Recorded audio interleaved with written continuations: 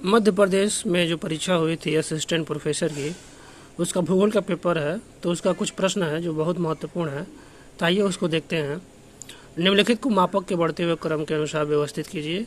ये सारे प्रश्न आगामी परीक्षाओं में पूछे जा सकते हैं। तो पहले समझते हैं मापक क्या होता है। तो मापक मानचित्र पर दूरी सेंटीमीटर में होती है। एक संबंध है 1000 अगर लिखा है तो इसका मतलब एक ये जो है ये मानचित्र की दूरी है, कागज़ पर दूरी है, और ये धरातल की दूरी है। कागज़ की दूरी अगर 1 सेंटीमीटर है और धरातल की दूरी 1000 है, तो जिस इकाई में ये रहेगा उसी इकाई में ये भी रहेगा। तो एक संबंध 1000 का मतलब हुआ 1 सेंटीमीटर बराबर अब 100 मीटर। 100 मीटर क्योंकि 1000 सेंटीमीटर है, तो इसमें अगर 10 से भाग देंगे तो एक हो जाए 100 मीटर।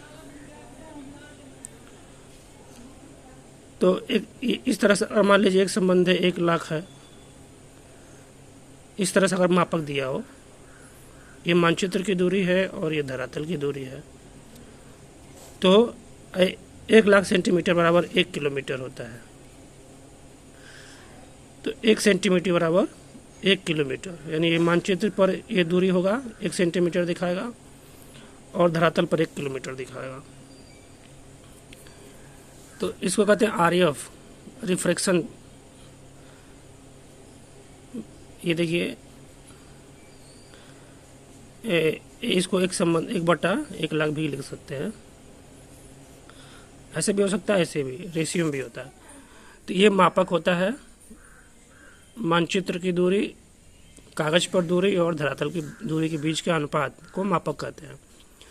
इसी मापक को बढ़ते हुए क्रम के अनुसार व्यवस्थित कीजिए। अब एक होता है एटलस मानचित्र, ये छोटे मापक पर बनाया जाता है। छोटे मापक का मतलब एक संबंध है 1 करोड़ या एक संबंध है 50 करोड़। इकाई, दहाई, सैकड़ा, हजार, 10,000, लाख, 10 लाख, करोड़। अगर इसको हम किलोमीटर में बदलेंगे तो इसमें हम 1,00,000 का भाग देंगे, क्योंकि एक किलोमीटर में 1,00,000 सेंटीमीटर होता है। तो 5 शून्य कट जाएगा, तो हो जाएगा एक कागज़ पर 1 सेंटीमीटर, मानचित्र पर 100 किलोमीटर को 100 किमी को बताता है। तो इसे ये होता है छोटा स्केल।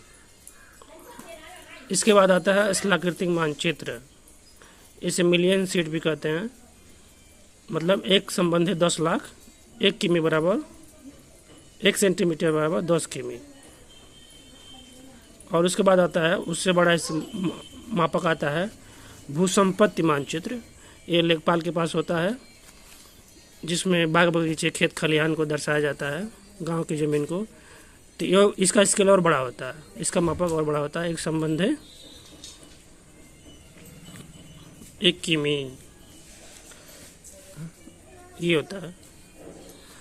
मतलब 1 सेंटीमीटर 1 किलोमीटर को, चाहे 1 सेंटीमीटर 100 मीटर को दर्शाता है, या फिर 1 सेंटीमीटर 50 मीटर को दर्शाता है। मतलब इसका स्केल और बड़ा होता है। मतलब धरातल पर जितनी बड़ा क्षेत्रफल को आप दिखा सकते हैं। अब मान लीजिए जो लेखपाल के पास मानचित्र होता है वो भूसंपत्ति मानचित्र होता है, जिसमें भू संपत्तियों का ब्यौरा दर्ज होता है। तो वह बहुत ही छोटे गांव का होता है, तो उसका मापक सबसे बड़ा होता है। तो बढ़ते हुए क्रम में हो जाएगा 1, 2, 3। ये ऑप्शन सही है। भारत में कृषि के संदर्भ में रजत क्रांति निम्नलिखित में से किससे संबंधित है? मुर्गी पालन। किसी व्यक्ति ने सिटी रीजन शब्द का सृजन किया। किस व्यक्ति ने? तो रॉबर्ट डिकिंसन ने सिटी रीजन शब्द को बताया था। पी सेन गुप्ता एवं गैलिना सदाशिव ने भारत को कितने नियोजन प्रदेशों में विभाजित किया है? ये 7 बृहद एवं 42 मध्यम प्रदेश में विभाजित किया है। वान थ्यूनेन के अनुसार आर्थिक लगाने पर एक सापेक्षिक लाभ है जो बाजार के समीप कृषि करने से प्राप्त होता है। ये वान थ्यूरन का जो 1826 में आया था उसका सिद्धांत है। तो बाजार के समीप अगर कृषि करेंगे तो ज़्यादा लाभ होता, लगान ज़्यादा मिलेगा, उसका रेंट जो आपको किराया ज़्यादा मिलेगा, क्योंकि बाजार का प्रभाव रहता है। इसीलिए सी ऑप्शन इसमें सही है। निम्नलिखित में से एक पश्चिमी घाट का पर्वत शिखर नहीं है, जिसमें नीमलगिरी पश्चिमी घाट का पर्वत शिखर नहीं है। अगला प्रश्न है, कांगोटा पर्वत शिखर और दीफू दर्रा निम्नलिखित में से किस क्षेत्र में स्थित है? तो अरुणाचल प्रदेश में या अरुणाचल हिमालय में स्थित है। भूगोल विषय का भौतिक और मानव भूगोल में विभाजन एक झूठा द्वीप विभाजन है। यह किसका कथन है? यह कथन है बोल्डरिज एवं ईस्ट का। बोल्डरिज एवं ईस्ट ने कहा था कि भूगोल को भौतिक और मानव भूगोल में नहीं बांटा जा सकता, एक बांटना झूठा है। तो ये ऑप्शन सही है। अगला प्रश्न है, पर्वत निर्माणी और महादेशजनक संचलनों के संदर्भ में निम्नलिखित कथनों पर विचार कीजिए। कथन एक, देखिए पर्वत निर्माणी और महादेशजनक जो मूवमेंट होता है धरातल में, एक पर्वत निर्माणी से पर्वत का निर्माण होता है और महादेशजनक से ये बहुत धीमे काम करते हैं। महादेशजनक बोलो महाद्वीपों का निर्माण होता है। तो पहला कथन है, पर्वत निर्माणी संचलन मुख्यतः अपेक्षाकृत संकीर्ण पट्टियों में तीव्र भूपर्पटी विरूपण से संबंधित है।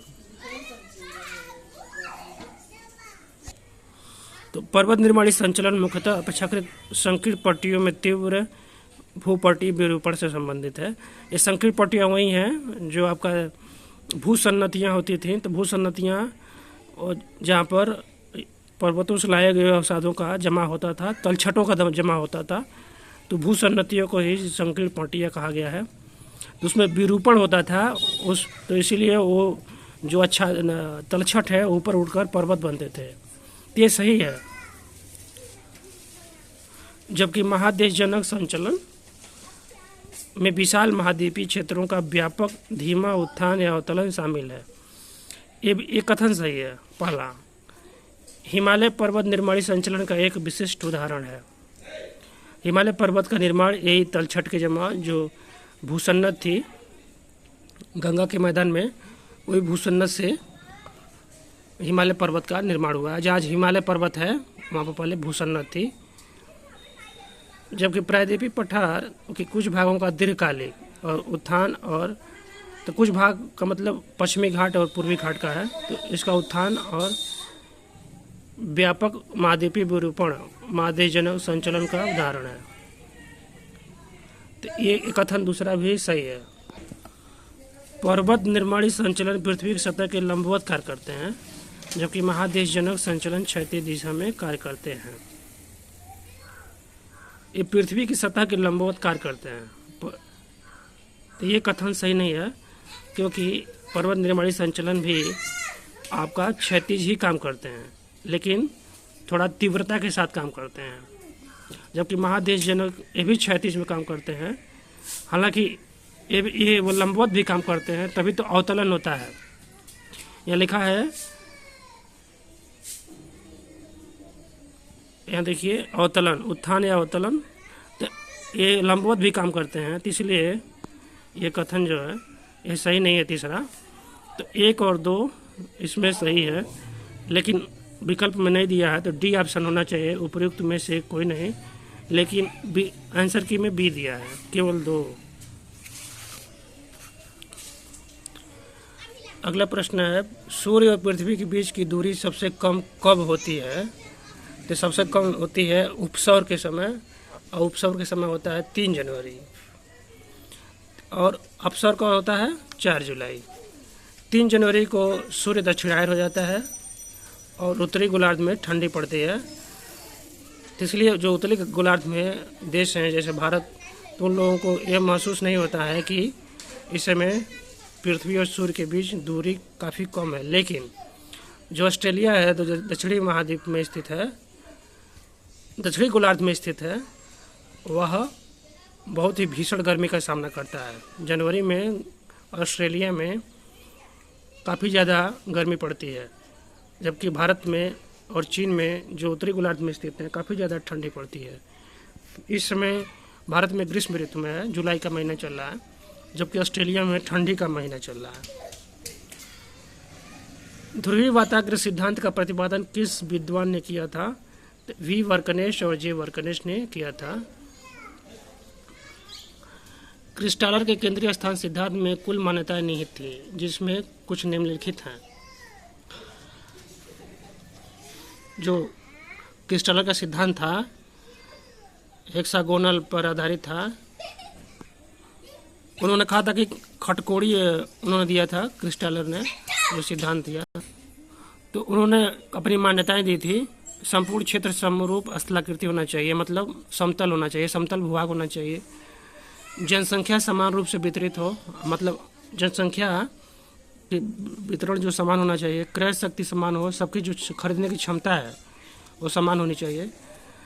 यातायात व्यय समान हो और परिवहन जो लागत है वो भी समान हो। तो चारों मान्यताएं इसमें सही हैं, डी ऑप्शन सही है। और बाकी सारा क्वेश्चन नेक्स्ट देखेंगे।